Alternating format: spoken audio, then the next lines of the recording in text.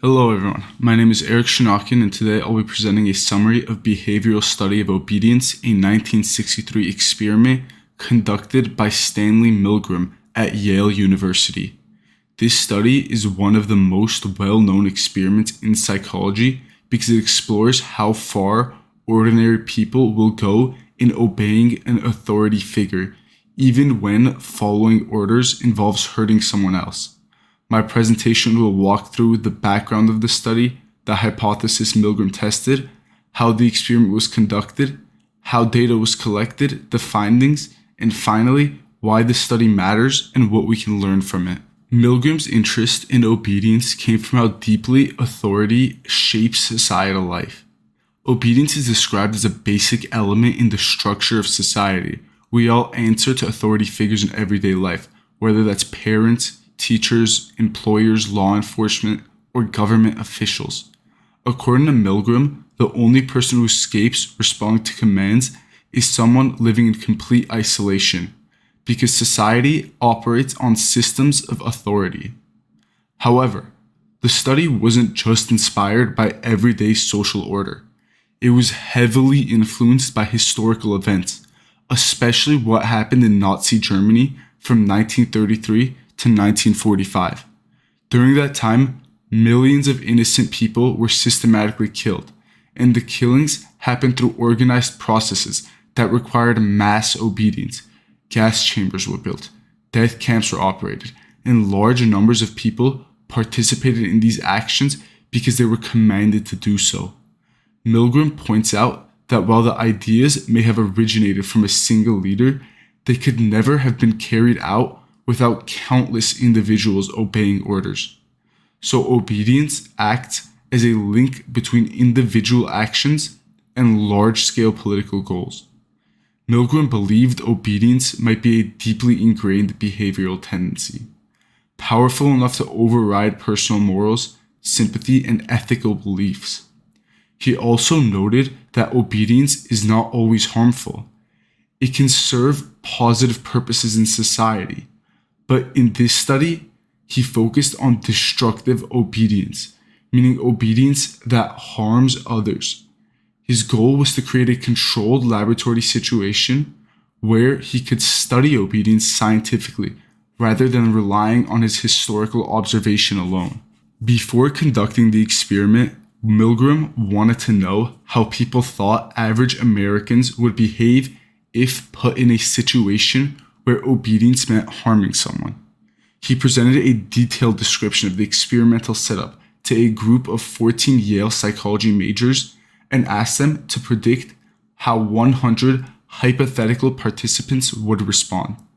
Their predictions were very clear and fairly unanimous.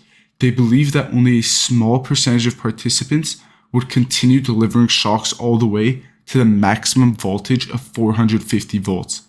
Their estimates ranged from 0 to 3%, with the average prediction being only about 1.2%.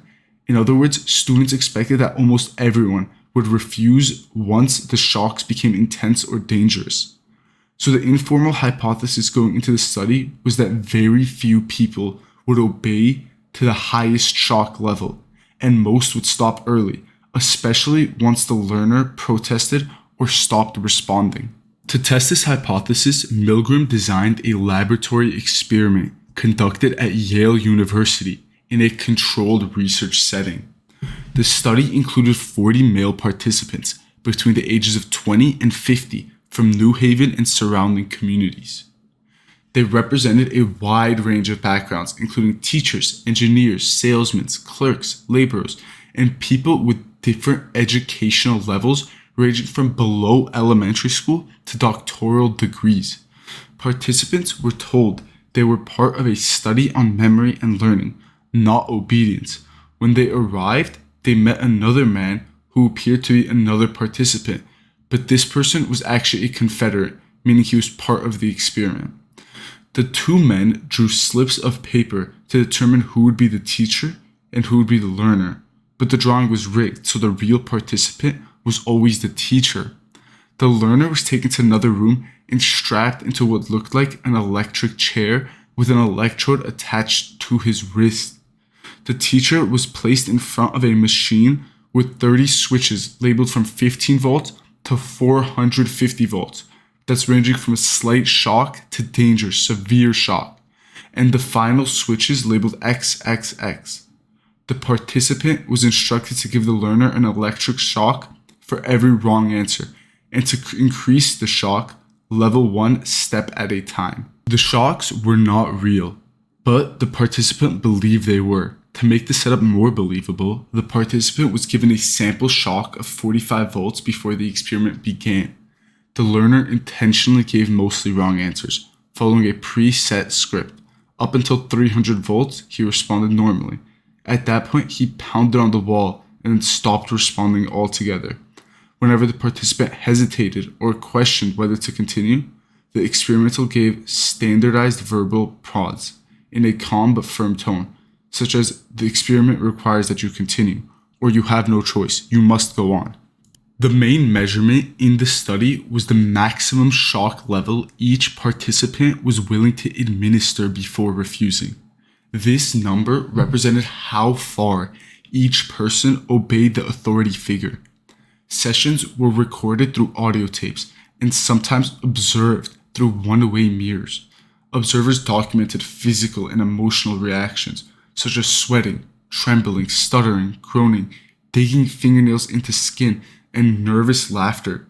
In some cases, participants even experienced uncontrollable seizures. In addition to recording behavior during the session, participants were completed interviews afterwards to assess their experiences, including how painful they believed the shocks were.